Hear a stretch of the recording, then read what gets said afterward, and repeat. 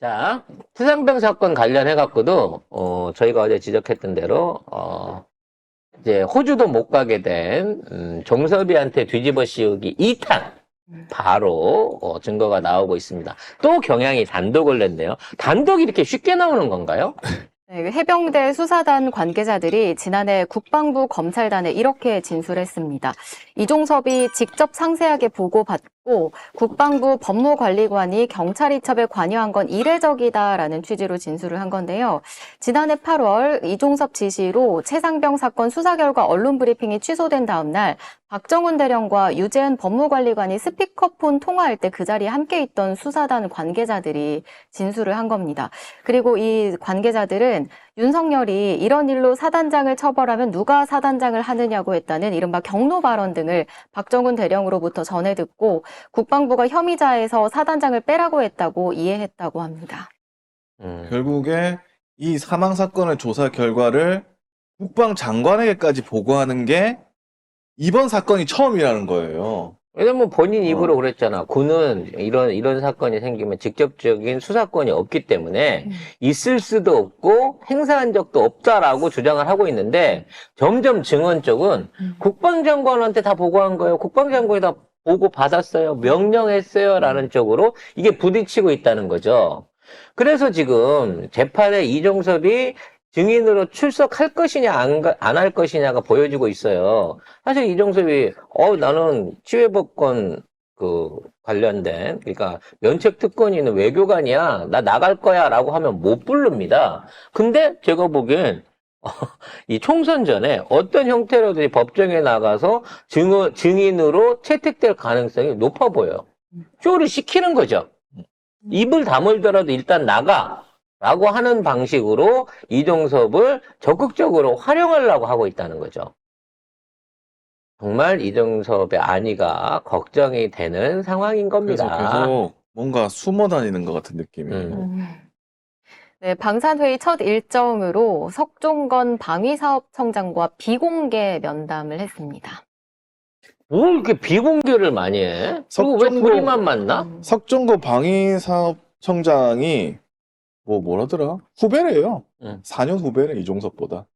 네, 왜냐면 그럴 수밖에 없는 게 제가 이 정권 시작할 때 말씀드린 게 대한민국에서 모든 국방물자는 대한민국에서 활용되든 해외로 나가든 또는 민간이 수출을 하든 이 방산청을 통해 가지고 허가를 받고 방산청에 관리를 받도록 돼 있거든요. 그 시스템을 없애버린 게 이종섭입니다.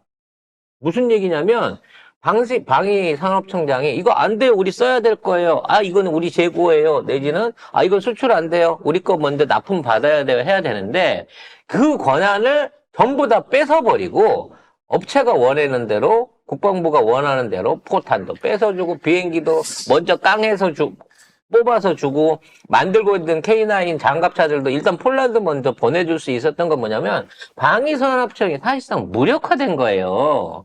그걸 하기 위해서 얘를 시켰다고 보는 거지. 근데 방사청장하고 호주 대사가 무슨 얘기를 해? 그렇지. 더 이상한 호주 거지. 대사. 국방장관이면 이게 정상인 건데. 그러니까 아니 무슨 호주 대사가 왜 얘기를 해? 뭘 얘기를 해? 그리고 왜 비공개야 또 이거는? 아니 그리고 이런 회의를 할 거면 호주만 우리 물건 산다 그랬냐고. 같이 불러들인 대사 지금 어디 갔어? 귀국했어 안 했어? 6개국 공관장이 참여하는 전체 회의는 주 후반부에 열릴 것이며 날짜는 특정하지 않았다.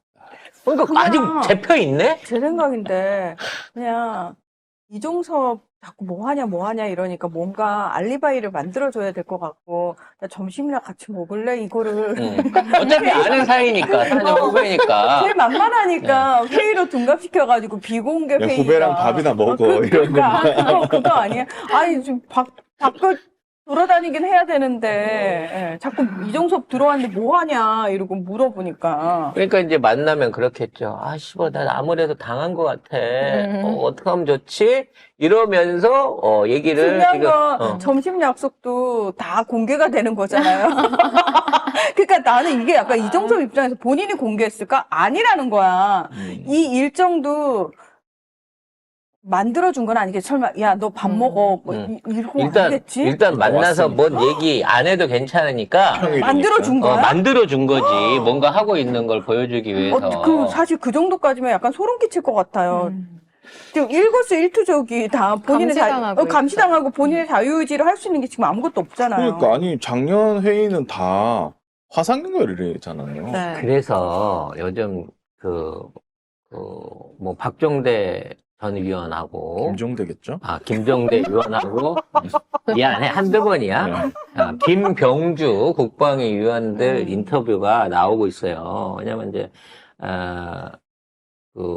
이미 1년 전에 이 최상병 사건 터질 때 이종섭 조만간 자리 내려오면 어디 아프리카나 이런 데 대사로 나갈 거다라고 하는 얘기를 김종대 전 의원이 했다 그러더라고요. 자기가 인터뷰에. 그래서 그걸 갖고 이제 다시 물어봤대요. 그때 어떻게 알고 그런 말씀을 하셨냐고. 김종대 의원이 이거 뻔한 거 아니냐고. 지금 있는 상황에서 윗선하고 고리를 자르려고 하면 누가 책임질 수 있는, 그러니까 그런 명령을 내릴 수 있는 결재권자이면서 이 사람이 중간에서 끊어졌을 때 더 이상의 문제를 삼지 않을 만한 사이즈가 있어야 되는데 처음에는 법무관한테 시키려고 하다가 그걸로 안 되니까 부관한테 시키려고 그랬어. 근데 부관도 안 맥히니까 결국은 이종섭이 해야 된다는 상황까지 올라온 거라는 거죠. 그러니까 이 과정 중에 지네들끼리 회의가 많았었다는 거지. 여기서 자릅시다.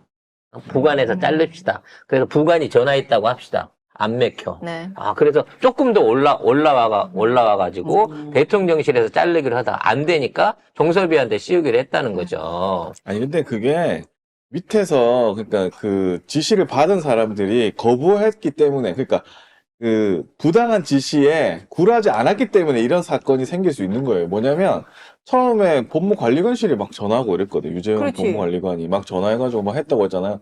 안 믿었어. 그러니까 계속 이게 안 움직이니까 계속 윗선으로 올라가는 거예요. 결국에 이종섭 딱 말 듣고 그럼 장관이 했는데 이렇게 되는 거예요. 그렇죠. 그러니까 장관이- 처음부터 음. 누군가 가서 이거 하라고 하면 뭐 불법적인 걸 하라고나 해서 하면 안 된다.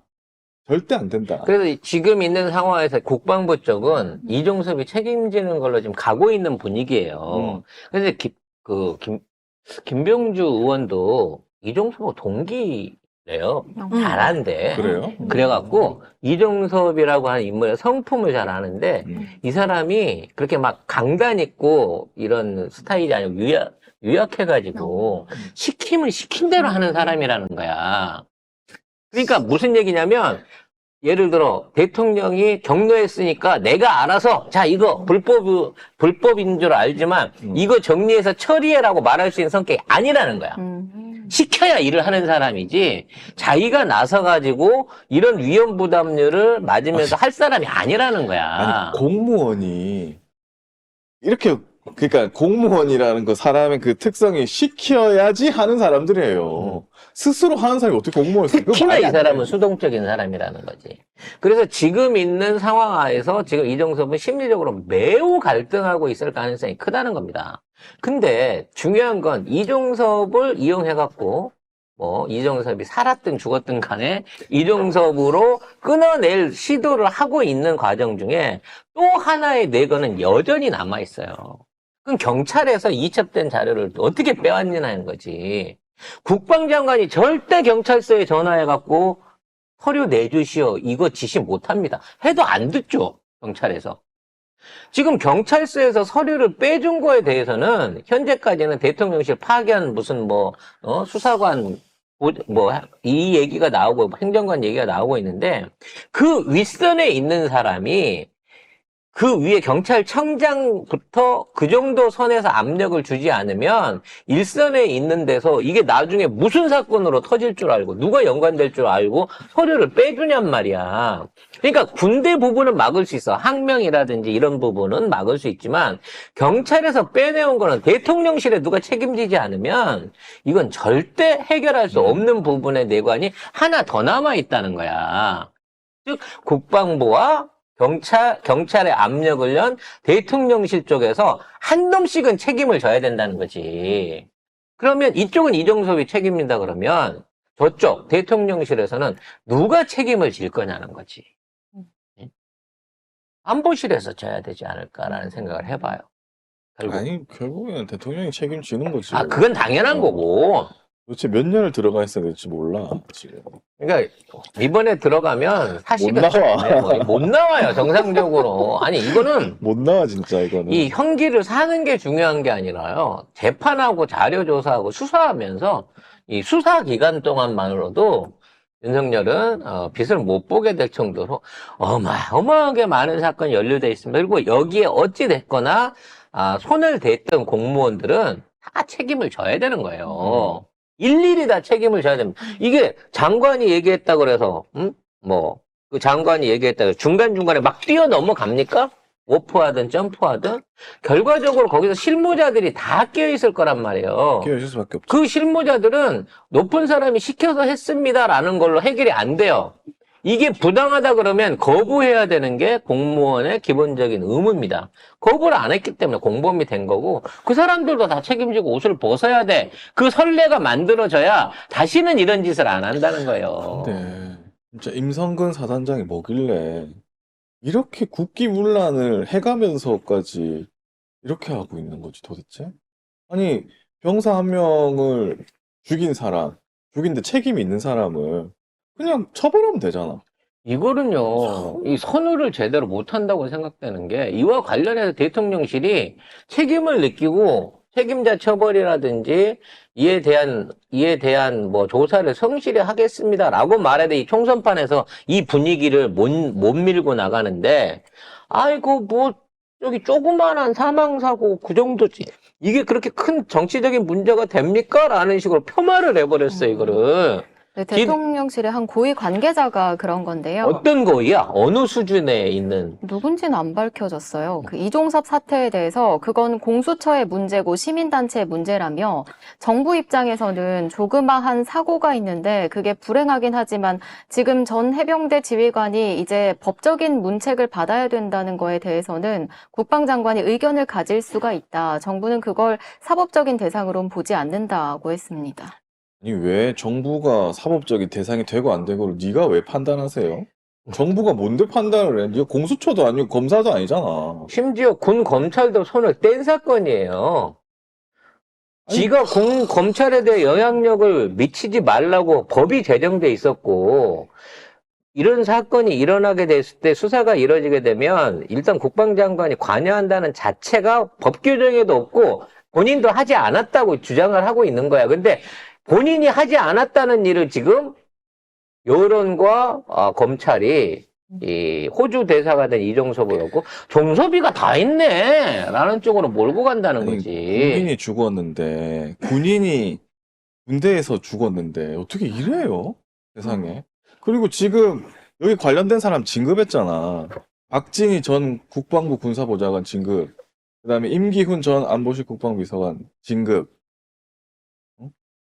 이 새끼들 군사보좌관 박진희가 전화해갖고 압력 넣었다고 처음에 나왔던 사람인 거고 얘가 안보실에서 실무자로 보여지는 놈이에요. 그리고 임종득 전 국가안보실 2차장. 이 사람은 경북 영주시 양양군 봉화군 울진군에 단수공천 됐고 신범철 전 국방부 차관은 충남 천안 갑에 단수공천 받았어요. 다. 이 모든 사람이 이 현직 해병 사단장 하나를 살리기 위해서 동원됐고 거기에 대한 대가를 받은 놈들이에요. 진짜로 찾아봐야 됩니다. 제가 가장 유력한 설은 천공의 이종사촌 조카쯤 아닐까. 임성근이? 그게 왜냐면 성이 다르니까 뭐 다른 쪽으로 해서 이종으로 해갖고 어떻게 친척이거나 뭐거나 해갖고 생각하기도 싫어. 그러니까 오죽하면은 그렇게까지 생각을 할 정도로 도대체 납득이 되지 않는다는 거죠. 이거는요 온 나라의 기강을 다 파헤쳐서라도 이 사람만큼은 안 돼, 얘는 건드리면 안 돼라고 하는 차원의 쉴드를 치고 있는 거예요. 역대까지 국가의 비리 사건들 중에 이렇게까지 한 적이 없다니까. 세월호 사건, 그보다 더 컸던 이런 큰 게이트 안에서도 이 가해자를 뚜렷하게 되어 있는 책임자를 이렇게까지 보호했던 전례가 없어요. 대단한 백이 있다고밖에 볼 수가 없습니다. 그 대단한 백이 따져놓고 보면 하차는 VIP 1 제로와 연관돼 있는 하차는 개인적인 인연에서 비롯됐을 가능성이 나는 훨씬 높다고 봐요. 그래서 파봐야 된다는 거야, 개인적으로 뒤를.